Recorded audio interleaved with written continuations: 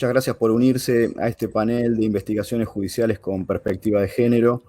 Tenemos 3 expositoras de excelente nivel académico y profesional que voy a pasar a presentar según los órdenes de exposición. En primer lugar, nos está acompañando Genoveva Cardinali, quien es fiscal en lo penal y contravencional de la Ciudad Autónoma de Buenos Aires, a cargo de la Fiscalía Especializada en Violencia de Género de la Unidad Fiscal.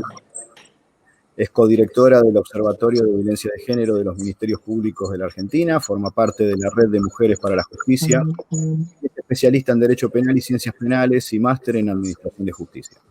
A continuación va a exponer Silvana Rusi, quien es fiscal nacional en lo criminal y correccional de la Capital Federal por concurso del año 2006. Tiene experiencia en diferentes organismos públicos. En el Ministerio Público Fiscal fue subsecretaria en la Fiscalía de Investigaciones Administrativas de la Procuración General de la Nación y en el Poder Ejecutivo. Es investigadora de la Oficina Anticorrupción y es abogada recibida en la Universidad de Buenos Aires en la especialidad de Derecho Penal. También es especialista en Administración de Justicia por la Universidad de Buenos Aires y en Derecho Penal por la Universidad de Palermo. Y por último, para cerrar este panel de lujo, nos acompaña Mariela Lauseta, quien es fiscal federal por concurso, titular de la Unidad Especializada en Violencia contra las Mujeres y de la Fiscalía Criminal y Correccional número 2 de Morón.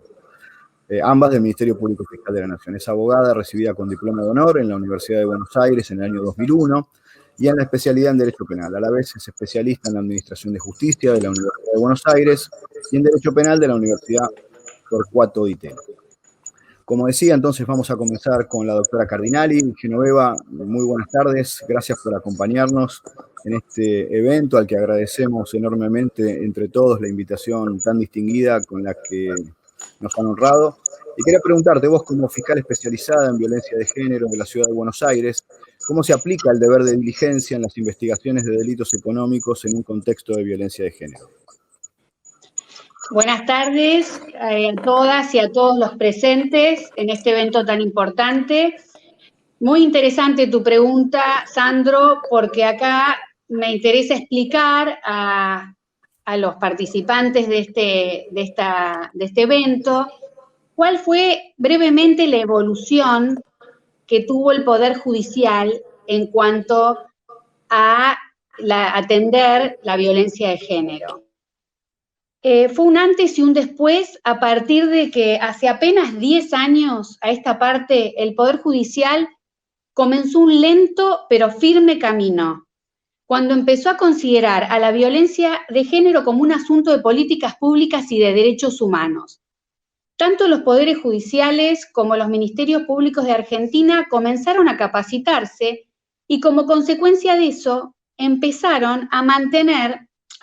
dejaron de mantener la problemática en privado, en la intimidad del hogar, que es lo que había permitido que siguiera vigente durante tanto tiempo. ¿Y cómo es que hicieron esto? Bueno, principalmente comenzaron a leer y a interpretar la CEDAW y Belén do Pará, que son las dos convenciones internacionales específicamente dirigidas a la protección de los derechos de las mujeres. Estos dos instrumentos forman parte de lo que se conoce como Derecho Internacional de los Derechos Humanos. Y el Poder Judicial hace apenas 10 años que empezó a interpretar estas convenciones y a bajar línea con respecto a su contenido. La Fiscalía a mi cargo es una fiscalía especializada en violencia de género, en los delitos y contravenciones que se cometen dentro de un contexto de violencia de género en el ámbito de la Ciudad Autónoma de Buenos Aires, y comenzó como prueba piloto en el año 2011. Por eso digo que hace menos de 10 años. La Corte, lo mismo, empezó a capacitar en el año 2010. Todos los ministerios públicos empezaron a hacerlo aproximadamente de ese tiempo a esta parte. ¿Y cuál es el contenido importante de estas convenciones? Porque definen a la violencia como una violación de los derechos humanos y de las libertades fundamentales y la considera una manifestación de las relaciones de poder históricamente desiguales entre hombres y mujeres.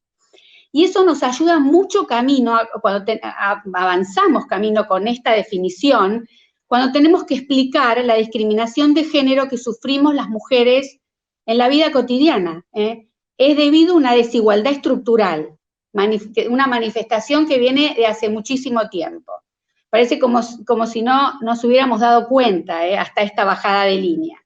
¿Y qué reconocen estas convenciones? Este derecho humano a vivir una vida libre de violencia para las mujeres y a que las mujeres seamos valoradas y educadas libres de estereotipos o mandatos sociales. Y eso como consecuencia da obligaciones al Estado. La principal es actuar con debida diligencia para prevenir, investigar y sancionar la violencia contra las mujeres. ¿Y cómo hace, por ejemplo, la Corte Interamericana de Derechos Humanos, que es la que interpreta, la primera intérprete de estos tratados que la Argentina suscribió? ¿Cómo nos baja línea con respecto a eso? Bueno, dice que cuando habla del contenido del deber de prevención, dice que debe abarcar todas aquellas medidas de carácter jurídico para proteger efectivamente a las mujeres. Y lo que no haga el fiscal o el juez o la jueza va a acarrear responsabilidad internacional. Y también dice la Corte que debemos analizar qué cosa debemos analizar en esa obligación de prevención y dónde opera esa obligación de prevención que vos me preguntaste, Sandro. Un primer momento puede interpretarse como prevención general o directa, y esas son las políticas públicas desarrolladas desde el Estado para garantizar educación. ¿Qué es esto? Transformación cultural y conocimiento de ese derecho humano. La ley Micaela fue sancionada en este sentido. Eso va a hablar perfectamente también Mariela. Pero lo que yo quiero decir que acá, en este deber de prevención general, acá está incluida justamente la política criminal de género que tiene que tener la justicia, que tiene que tener un ministerio público. La creación de fiscalías especializadas, los recursos, etcétera. Pero lo más importante es la capacitación de la justicia, lo que estamos haciendo ahora, la capacitación de la sociedad y de los auxiliares de justicia y, por ejemplo, de todos, hasta de los médicos forenses, etcétera.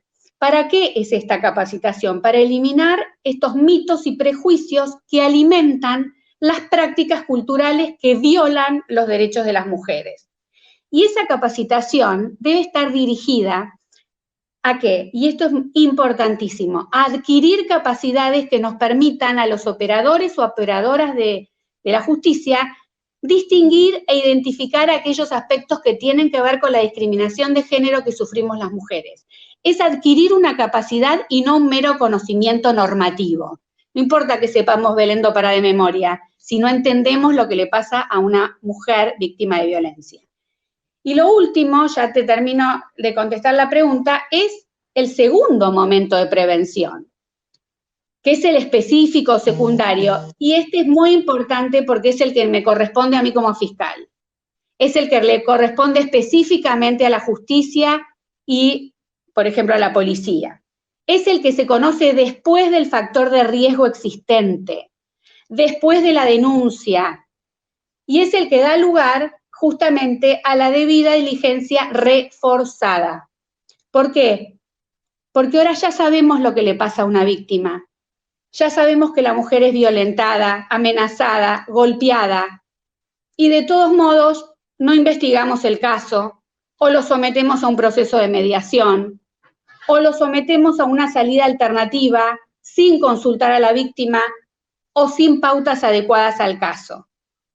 Es el momento en que el Poder Judicial, en definitiva, Sandro, debe tratar como delitos la violencia sufrida por las mujeres dentro de las cuatro paredes, sobre todo la doméstica, que es esa, la que sufre la mujer dentro de las cuatro paredes. Antes se lo consideraba complicado. ¿Por qué? Porque en el fondo seguíamos considerando a la familia como el bien jurídico a tutelar.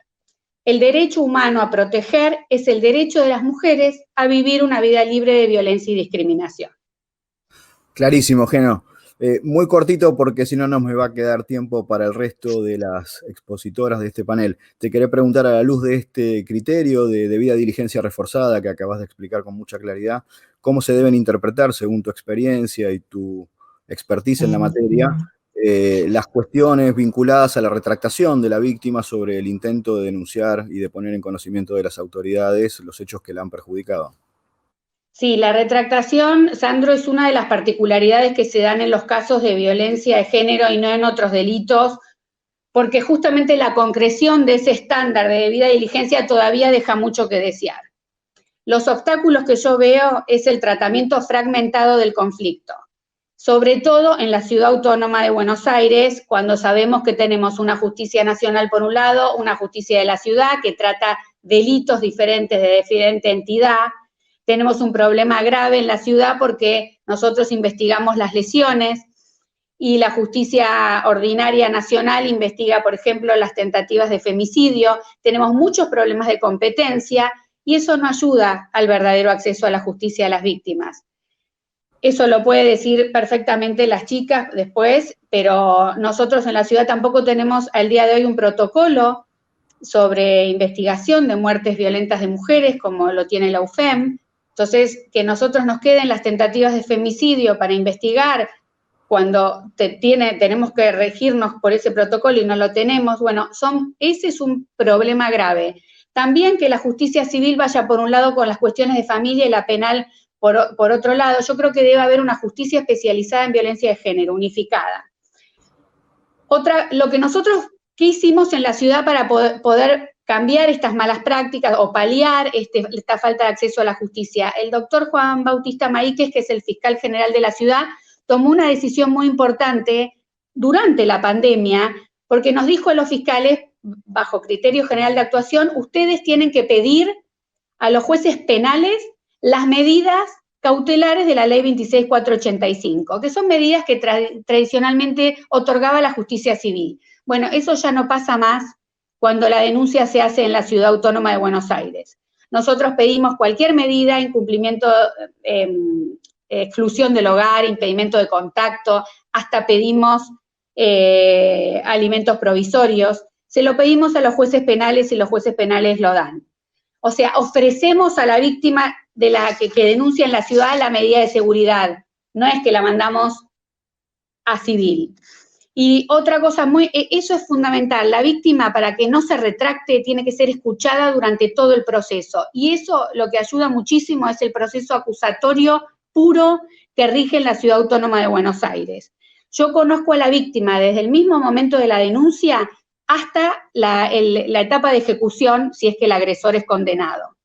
O sea, el fiscal, la misma fiscal, el mismo fiscal, conoce a la víctima, sabe las particularidades, sabe si está sometida al círculo de la violencia, que es muy común, pero evita eso que se retracte. Por ejemplo, en la virtualidad, yo creo que el desarrollo de la virtualidad en la atención de las víctimas propio de este periodo de aislamiento fue efectivo para evitar también la retractación, porque antes, ¿qué hacíamos? Citábamos, veníamos, ahora no. Las podemos atender virtualmente cuando se pueda, obviamente, y eso favorece para evitar también algún tipo de revictimización. Y por último, por ejemplo... No te interrumpo, pero tenemos que ir cerrando ya por el tiempo que necesito para los demás. Bueno, lo cierro con que nosotros, por ejemplo, tenemos un cuerpo de investigaciones judiciales en la ciudad que recorre en esta pandemia los hospitales para ellos mismos recabar las historias clínicas de las mujeres víctimas de lesiones. No esperamos que la mujer vaya a la OBD o que la mujer que no recaiga la carga probatoria en las víctimas, eso por supuesto favorece evitar la retractación. Muchas gracias, Sandro. Gracias, Geno, discúlpame, pero no, está bien. El tiempo nos guía, digamos, también. Silvana, buenas tardes a vos, muchas gracias por participar. Quería preguntarte puntualmente cuáles son, en tu opinión, los fundamentos políticos criminales que deben guiar una investigación basada en perspectiva de género.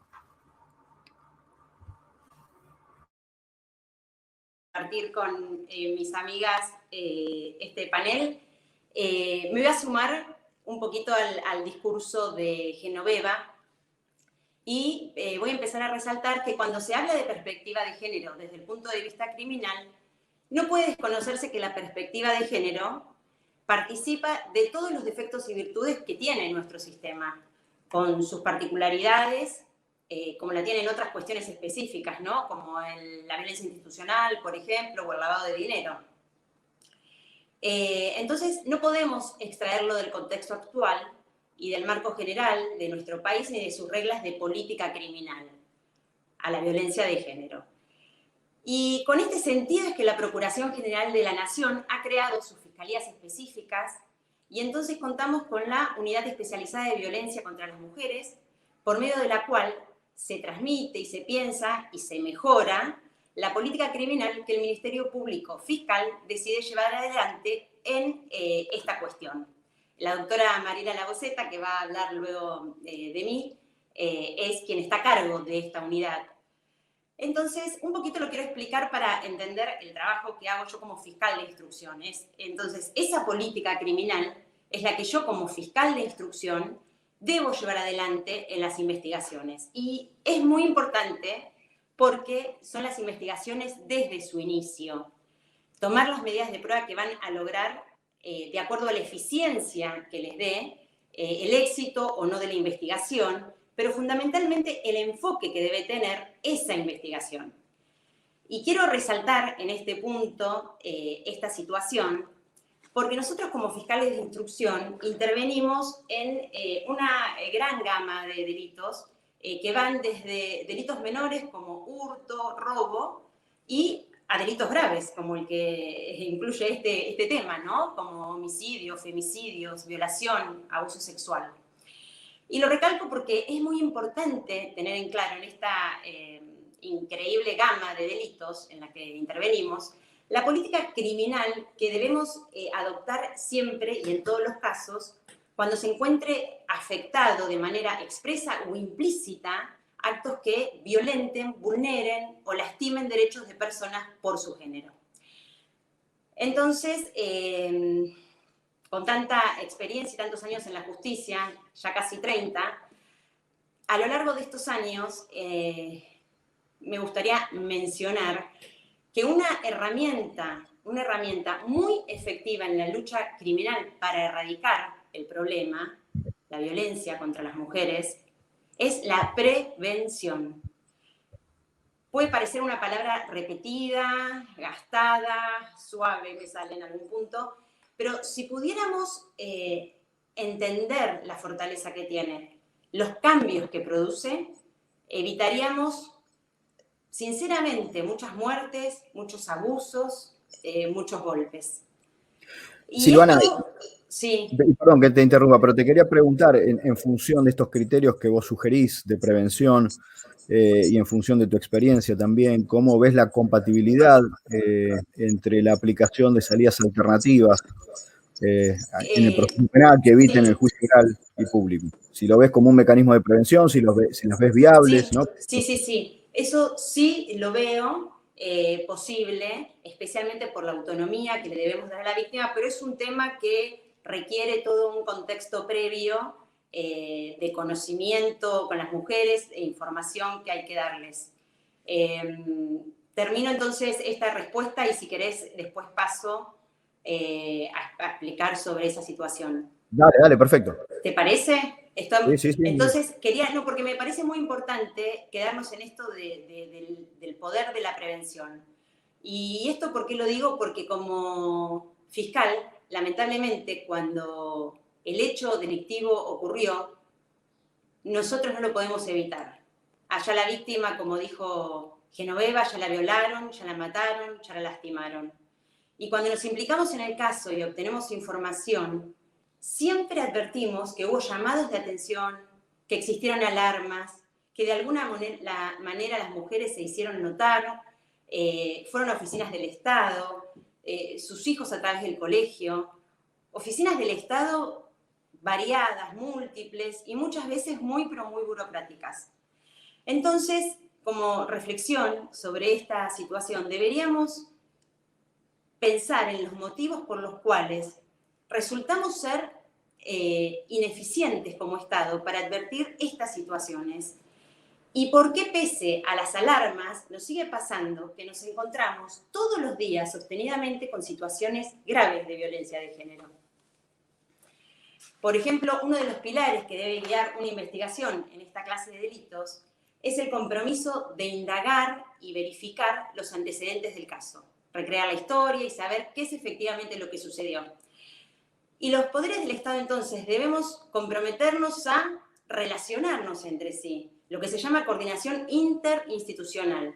Es decir, todo lo que está dando vueltas sobre una misma víctima tiene que estar junto, tanto por medio de la justicia de la ciudad, como dice Genoveva, que ella advierte y yo comparto que debería haber una misma unidad de género, como lo que pasa en la justicia de la nación. Los y las fiscales debemos garantizar una investigación eficiente.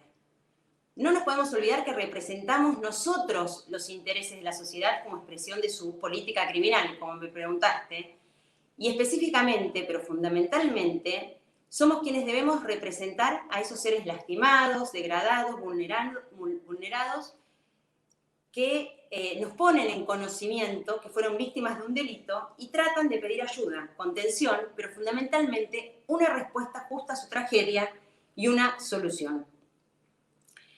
Nosotras tenemos, y a mí esto me parece muy importante entenderlo, que tenemos la responsabilidad funcional de representarlas. Depende de nosotras como funcionarias y de los funcionarios la investigación. Y en este sentido es que debemos ser implacables e impecables. Yo tengo una premisa que la voy a compartir en este evento que me han invitado, para estos casos, y que traté que siempre me guíe y trato de transmitirlo a mis grupos de trabajo, que es actuar e investigar como si la víctima fueras vos.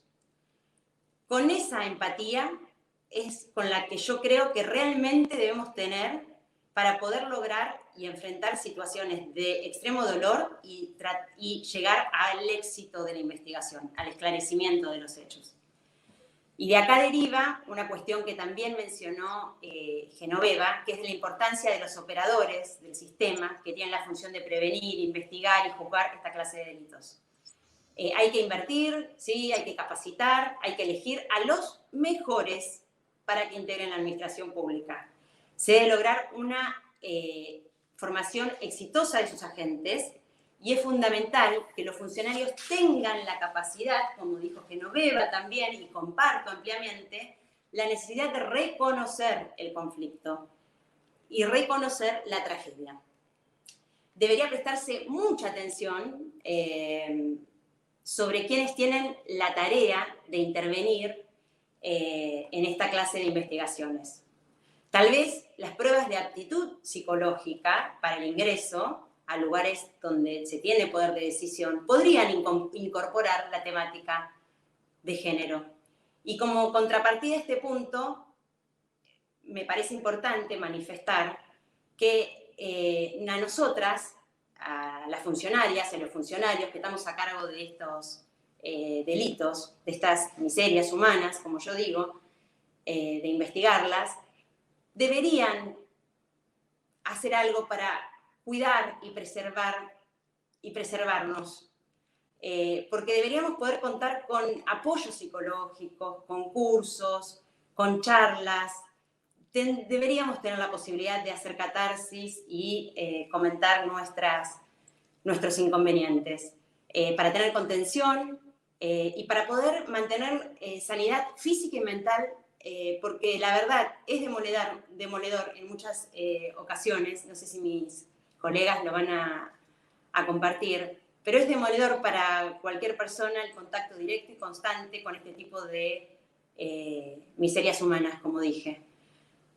Yo como una de tantas funcionarias y funcionarios, trabajo hace, como dije, como 30 años en esta materia, en el derecho penal, y comparto en este ámbito, que me parece interesante, una cuestión privada, que en mis sesiones de terapia nunca dejé de conversar sobre la afectación de mi trabajo en mi vida personal.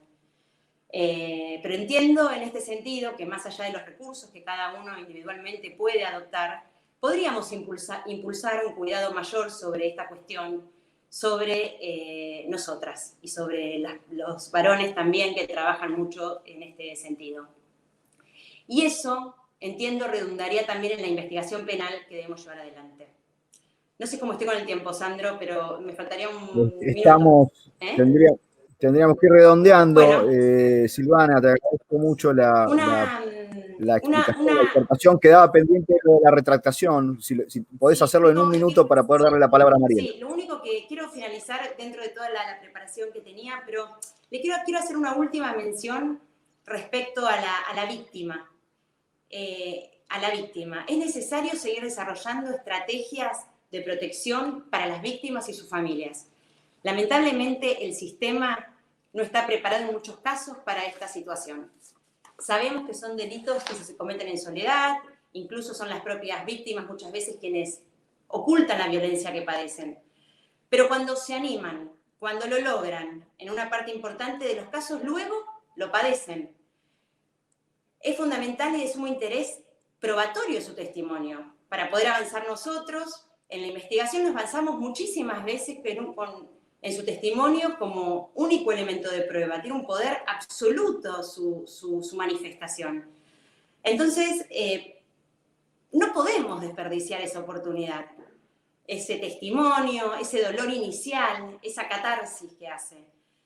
Yo me he encontrado con situaciones donde una misma persona cuenta su sufrimiento en la salita del barrio, luego en la comisaría del barrio, en el informe social que le efectúa en el hospital, y por fin, muchas veces, en la mayoría de los casos, llegan a un lugar que es la Oficina de Violencia Doméstica de la Corte Suprema de Justicia de la Nación, que es un lugar que deberíamos replicar en muchas provincias, en muchas ciudades, donde hay profesionales especializados que las escuchan, las analizan, las revisan y adoptan de manera inmediata mecanismos de protección.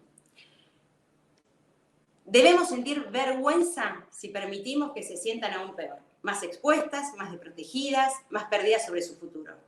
No permitamos entonces, para cerrar como funcionarias del Estado, su revictimización. Nuestra respuesta debería estar a la altura de su padecimiento, pero todavía no podemos dar vuelta a la cuestión y lamentablemente, pese a los esfuerzos, las tasas de femicidios se mantienen, los índices no bajan ni retroceden. Entonces no tenemos tiempo para equivocarnos más con ellas. Organizaciones, encuentros como estos y múltiples legislación y medidas que está tomando el Estado muestran que vamos por el camino correcto para abrir ese camino. Entonces, para cerrar, no a una intervención tardía o ineficaz o inexistente, y con estos pilares, si se entendieron lo que quise manifestar, yo creo que las medidas de prueba concretas que después se van a tomar a cabo va a hacer que la investigación que hagamos sea una investigación exitosa. Muchas gracias, Silvana. Clarísimo, y destaco la importancia y la claridad también del mensaje que acabas de enviar para todos y todas. Mariela, buenas tardes, ¿cómo estás? Quería preguntarte cómo se desarrolla desde tu opinión y tu perspectiva una política de persecución penal de los delitos de género desde un Ministerio Público Fiscal. No dejando de señalar, me parecería importante que puedas incluir en la respuesta cuáles son, en tu opinión, también los principales obstáculos y desafíos que esto genera. Bueno, buenas tardes a todas, a todos. Gracias, Sandro. Bueno, una alegría también compartir el panel con Genoveva y con Silvana, con quienes trabajamos hace muchos años y permanentemente estamos cruzándonos, charlando, conversando sobre casos.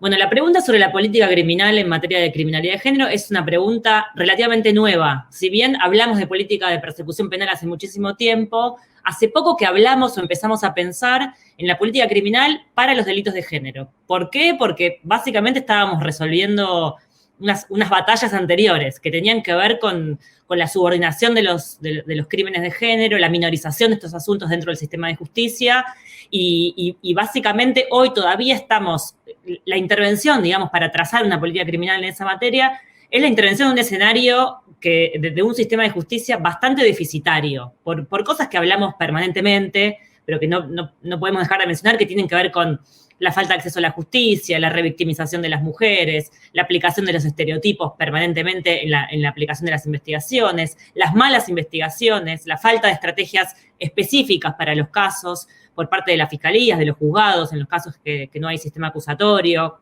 la cantidad enorme, el índice, digamos, altísimo de los casos archivados, prescriptos, por falta de prueba, en fin.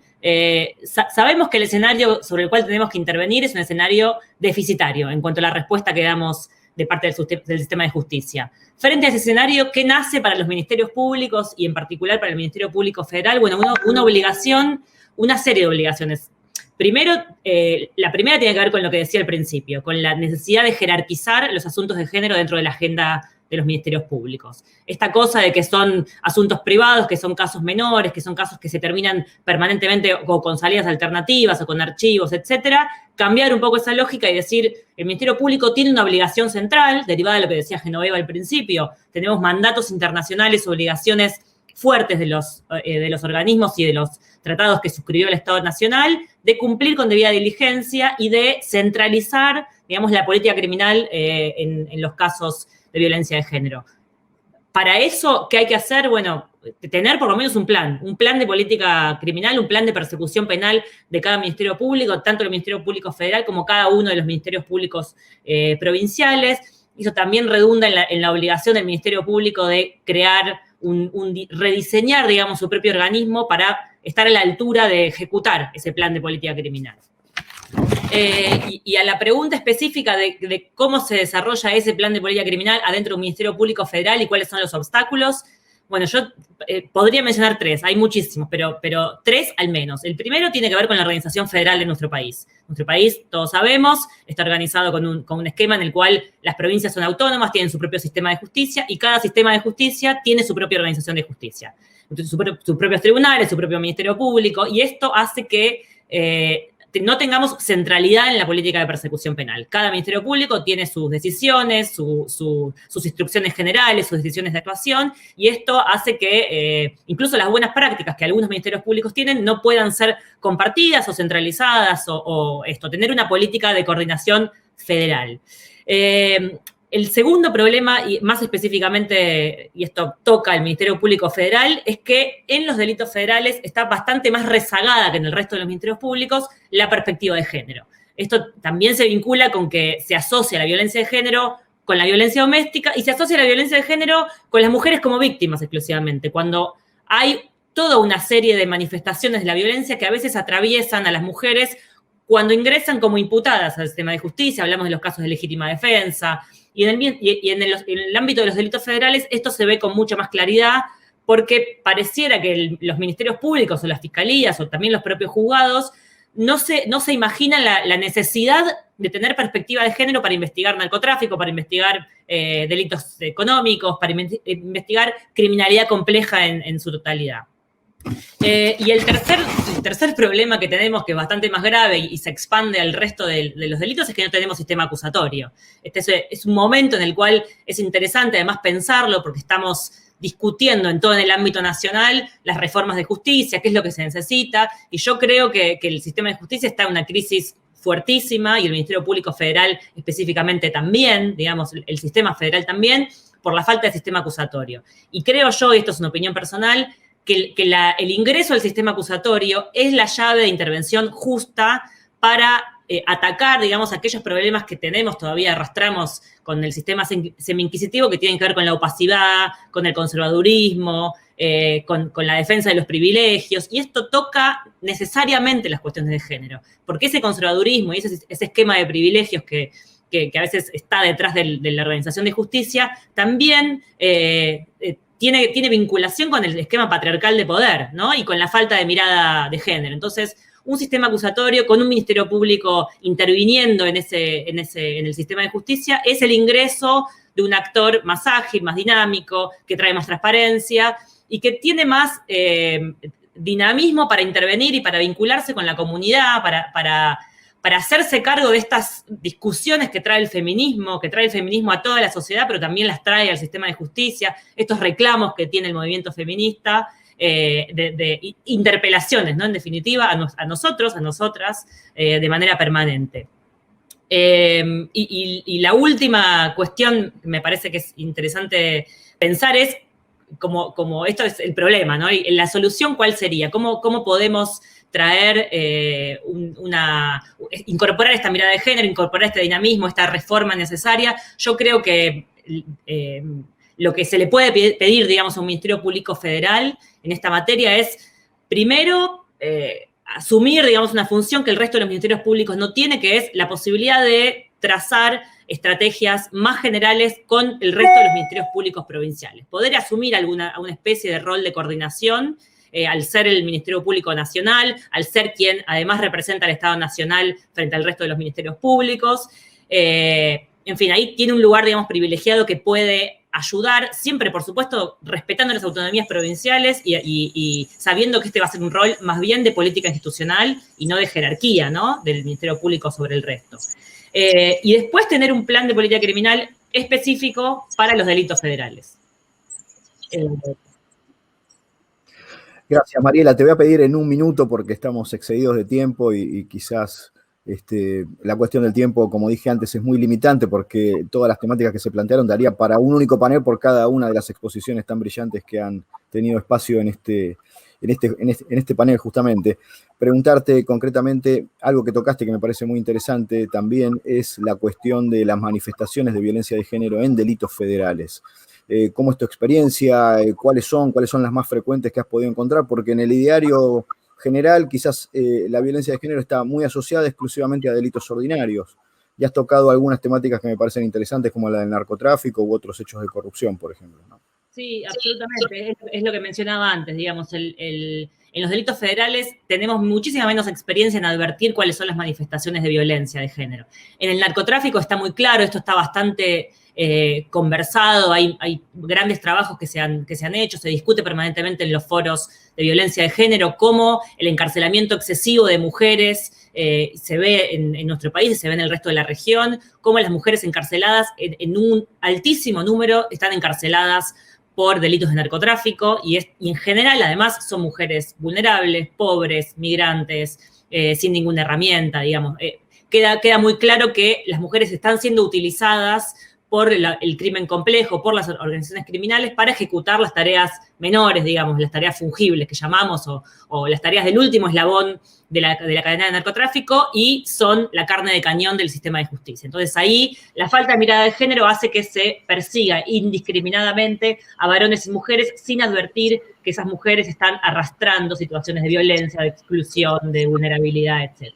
Lo mismo en la trata de personas, tiene, digamos, un componente parecido por la cuestión del crimen organizado. Lo mismo en los delitos de lesa humanidad. Sabemos que en todo el proceso de juzgamiento de los delitos de lesa humanidad, durante muchísimos años no se juzgaron los crímenes sexuales. Pasó en Argentina y pasó en todos los procesos de justicia de grandes genocidios, conflictos armados, guerras civiles, etcétera, donde se cometían delitos sexuales sistemáticos contra mujeres y, sin embargo, esos delitos quedaron por fuera de los procesos de juzgamiento.